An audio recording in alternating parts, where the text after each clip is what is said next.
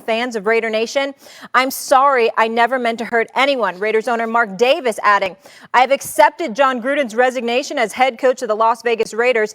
Interesting timing. These emails were sent while Jon Gruden was working for ESPN as a lead analyst for Monday Night Football, and his resignation announced during Monday Night Football last night. Keyshawn is getting set to join us right now. Obviously, he just finished his radio show. He played with a unique perspective, playing 2 years under Jon Gruden. We will get to him momentarily. Welcome into First Take. Thank you for being here. I'm Molly Karam Rose, Stephen A. Smith. I'll start with you, Stephen A., as Keyshawn gets set here. Yes. What's your reaction to all of this? Because this was shocking as I was watching the game. It was really coming down throughout and at halftime. Oh, yeah. Yeah, by the way, everybody, like you said, Keyshawn will be here in a second. Just changing. Walking out right now. Just finished doing his radio show. I got to get this out of my ear. So much static's in my ear right now.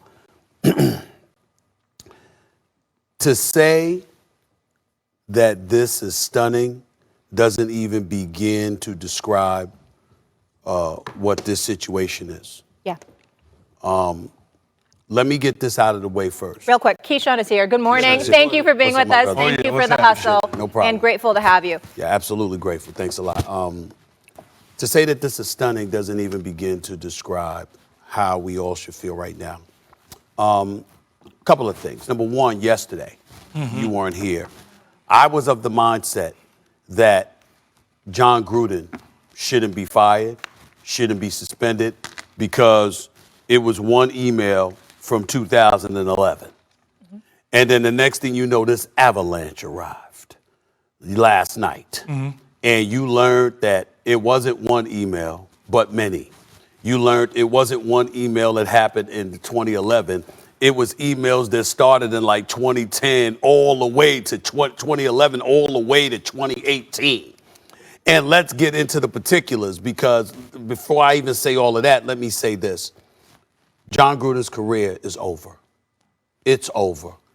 There's certain things that we are the land of second chances. People make mistakes all the time, and we get all of that. But I cannot imagine even a white male with influence and connections and some degree of power that can overcome what the New York Times reported and what we all now know. Jon Gruden made racially insensitive comments about DeMaurice Smith, the executive director of the Players Association. And you have a plethora of people in this country that felt that should have been enough.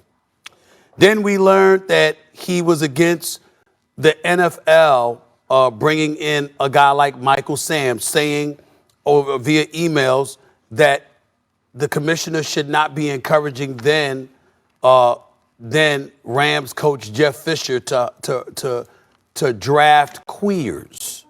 Then he sat up there, and after all of that, what did he say after that? He goes off, he calls the commissioner the P word. He calls the vice president of the United States the P word. He's against women being officials in the National Football League.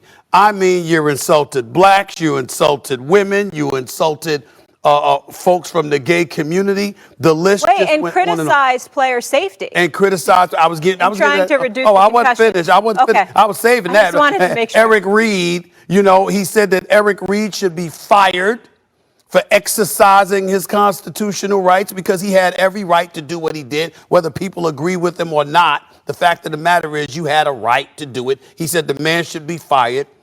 Everywhere you turn, I mean, he has offended, several groups of people. His career is over.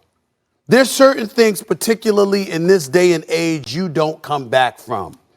And Jon Gruden cannot come back from this. So before I say, I want to hand it off to you, Keyshawn, because I think your words right now are more important than mine, because you played for the man and you were consistent. Like I said yesterday, even when at the time I said, listen, he shouldn't be fired based off of the one comment from 2011. I made sure to point out that your words yesterday on your radio show, before anybody had spoken about it, your words, I was like, Keyshawn's been saying this about him for years. Everything he said on the radio, Keyshawn said about Jon Gruden years and years ago. So your words were very, very consistent. And now they're prophetic and profound, to be quite honest with you. I don't see how he gets away with this.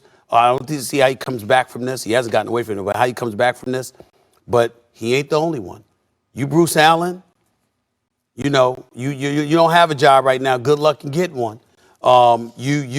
Some of these groups, the owner of Hooters, and this little chain, this little clique y'all had going, you know, sending these emails back and forth with one another. This will not be the only domino that will fall. It's never the only domino that'll fall. Yeah. I mean, it's just the start of everything. I mean, I don't even know where do you start with this situation? Anywhere you want. I want to start here. What did you see? What did you see as a player? Because you've been saying this for years, and people were critical of you for having those opinions. I would say this, Molly. When I was playing, yeah, I didn't say anything. Stephen A. remember when I was deactivated from the team and essentially sent home for 6-7 weeks. Yeah. I didn't say anything. I said, "Hey, I'm happy. I won a Super Bowl. I had my time. It's time to move on." I didn't get into it. I let everybody else just say what they say. And then I finally said, "Man, this dude is a fraud. Y'all don't seem to understand. He's selling you on something and you're buying it. He's been doing that for years." And whether it was he's an excellent quarterback coach, whether he won the Super Bowl, which I'm grateful and thankful that he came in at a time and injected some energy into us so we can get over the hump that year and win the Super Bowl. But it's the talking behind people's back. Yeah. That was one of his traits in Tampa. Everything, Stephen A., I love you, Molly, you're great. But as soon as I go around the corner, I can't stand them, you know what's, and this, that, and the other. I got to get it. He was doing that a lot. And you know how assistant coaches are. Assistant coaches have to feed their families, so they're not going to say nothing. Right. But they'll tell you on the side, That's right. "Hey, dude, this dude here is a bad guy." Yeah. And I always try to tell people, "Man, that dude's a bad guy. Y'all don't seem to get it." Because he gets on television and he has the scowl on his face and everybody likes him because he won a championship. I had take no personal feelings with me at all about Jon Gruden. The guy actually tried to get me to come back to play for him the first year I retired. Bruce Allen and him called me and my agent to try to get me to come back and play for the Tampa Bay Buccaneers to make another playoff run, and I decided to stay at ESPN instead. But I also understood who he was. Am I surprised that this sort of behavior would come out about Coach Gruden? I'm not surprised that he would talk about people in despairing views behind their backs. Not at all. Am I surprised that he used racial insensitive things? Am I surprised that he was acting homophobic situations, talking about the LGBT community? Am I surprised that he went after the vice president, went after the commissioner? No, I'm not surprised, but what I'm surprised about is some of the words that he used, because I never saw that side of him, Molly. Yeah. I can't sit here and tell you that he called somebody out their name, I never saw that. But as far Sounds as like to your face, it was always positive. it was That a kind of positive short- thing yeah. because I kept it positive, but I also saw through the stuff that he was putting out there. And it's always been that way. It's a funny story. You'll laugh at this though too, Stephen A. Prior to him taking, this is why I say a fraud and phony. Prior to him taking the job with ESPN, it was prior to taking the job with the Raiders, he was at ESPN. It was widely reported he's going to ESPN 3 weeks before he Going took to the Raiders job. Going to the Raiders. Jon Gruden called me. I'm talking to Jon. Normal. We had an hour conversation about building the staff and about the players and the defense on the team. Why? But he wanted to know about a guy that I knew that he wanted to bring on his staff. But I knew that was all phony. I'm like, why are you calling me about a team? And he says, well, if I take the job, I don't think I'm going to take the job.